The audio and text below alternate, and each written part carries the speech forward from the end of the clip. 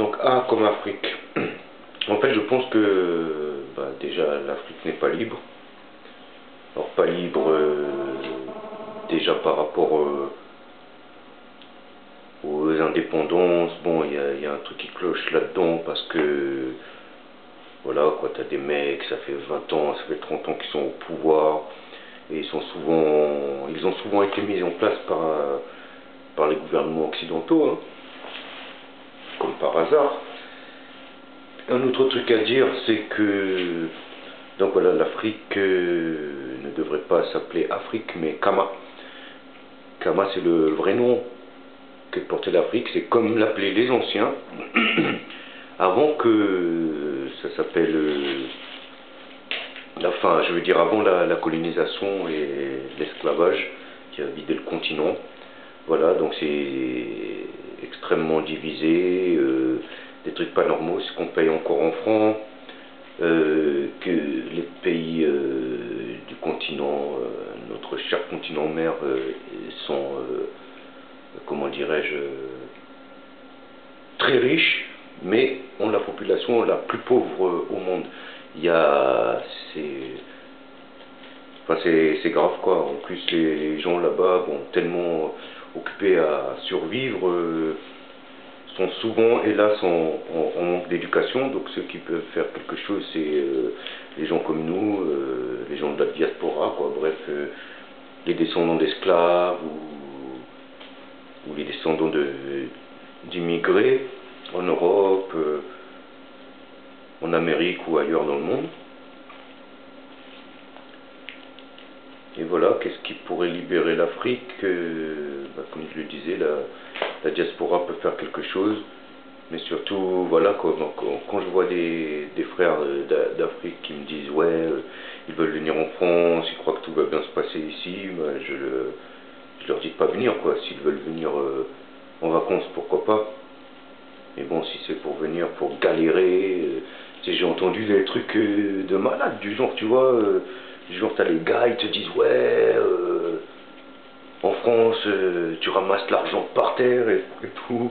Ils croient qu'ici, on devient riche, ils croient qu'ici, on est riche, alors que, déjà, moi, je galère, je suis pauvre, tu vois. C'est pas parce que je suis artiste que ça y est, boum, quoi, malheureusement.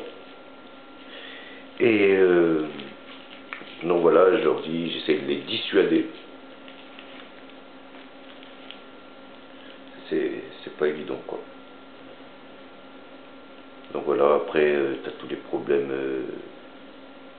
de frontières, parce qu'ils ont découpé les frontières comme on découpe un gâteau. Excusez-moi, je vais chercher un briquet. Comme on découpe un gâteau, ouais. Et puis tout le problème de l'Afrique, c'est le même problème qu'on peut rencontrer au Pays Basque, ou en Irlande par exemple, où parfois des mêmes peuples sont complètement divisés. Par exemple, imaginons que voilà, c'est exactement comme les Basques, hein. Tu as une partie des Basques qui se retrouve en France, une autre partie qui se retrouve en Espagne. Donc voilà quoi, si tu prends le Mandé, le pays qu'on appelait le Mandé, qui a accouché, si je puis dire, de l'Empire du Mali. Ce pays-là, c'est voilà, il se trouve du coup à cause des frontières découpées par l'Europe, bien entendu.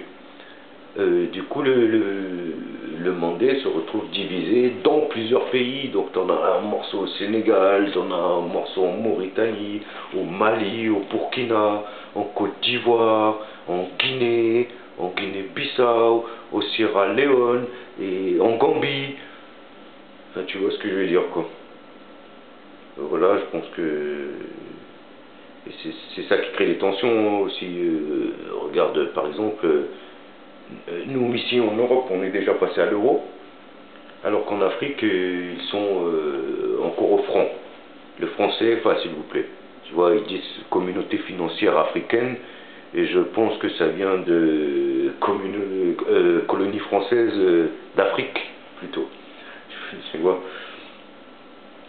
Donc voilà, quoi, ben, il est temps que ce continent-là reprenne sa vraie indépendance, d'en faire un peu les États et Royaumes-Unis d'Afrique, que voilà, donc que ce soit entièrement géré par l'Afrique et non pas par l'Europe ou autre puissance économique.